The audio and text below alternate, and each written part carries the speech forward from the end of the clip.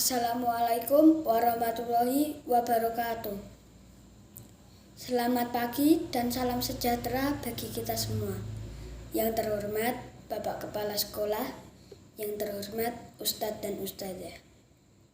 Yang saya cintai teman-teman seperjuangan, marilah kita panjatkan syukur kepada Allah Subhanahu wa Ta'ala yang telah memberikan kesempatan pada kita untuk berkumpul dalam acara ini. Tak lupa juga sholawat berserta salam kita hanturkan ke junjungan Nabi besar kita Muhammad Shallallahu Alaihi Wasallam. Dalam kesempatan kali ini saya akan menyampaikan cerita kisah Sunan Kalijaga. Yuk kita simak ceritanya. Sunan Kalijaga diperkirakan lahir pada tahun 1450 dengan nama asli Raden Syahid, yang merupakan putra dari seorang adipati Tuban bernama Tumenggung Wilatika atau Raden Syahur. Beberapa riwayat menyebutkan bahwa Sunan Kalijaga mempunyai beberapa nama, di antaranya Lokajaya, Syekh Malaya, Pangeran Tuban, dan Raden Abdurrahman. Dibandingkan dengan wali lainnya, Sunan Kalijaga terlihat sedikit berbeda dalam hal penampilan dan cara berdakwah. Kesehariannya, Sunan Kalijaga lebih sering mengenakan pakaian serba hitam dengan blangkon khas Jawa dalam berdakwah.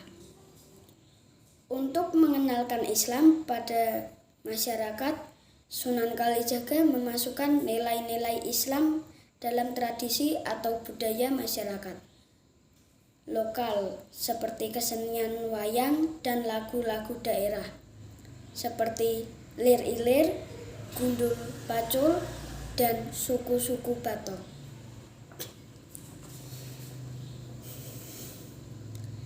Sunan Kalijaga muda pernah mendapat julukan Lokajaya karena pada dulunya beliau gemar merampok dan membunuh orang.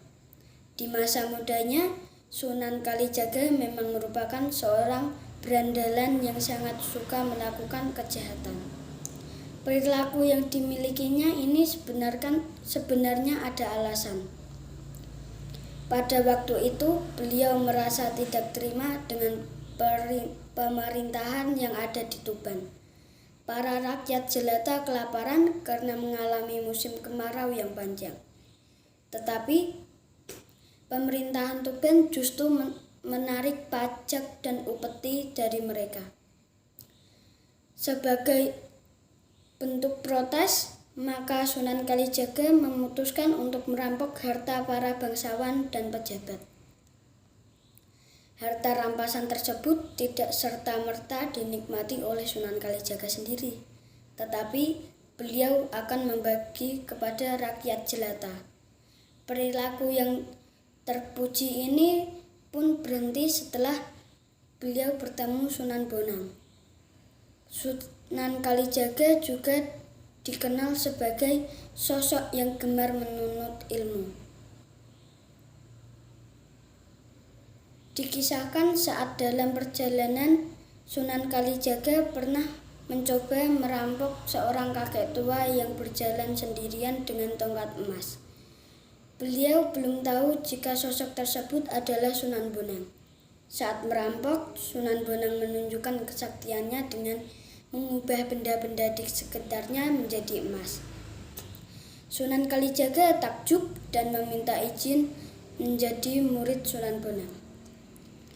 Sunan Bonang pun mengiyakan dengan syarat Sunan Kalijaga bersedia menjaga tongkat emas yang sedang dibawanya. Sunan Kalijaga pun langsung melaksanakan syarat tersebut dan duduk di tepi kali dengan tongkat tersebut. Sementara Sunan Bonang pergi, meninggalkannya dengan melintas sungai dan berjalan di atas air, tanpa sedikit pun terkena percikan air.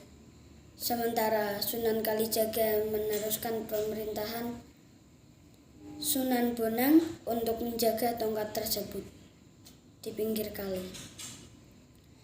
Ia yang mulai merasa bosan lantas berdoa kepada Allah untuk memintanya tertidur layak seorang pemuda di gua Kahfi saat zaman Rasulullah dahulu.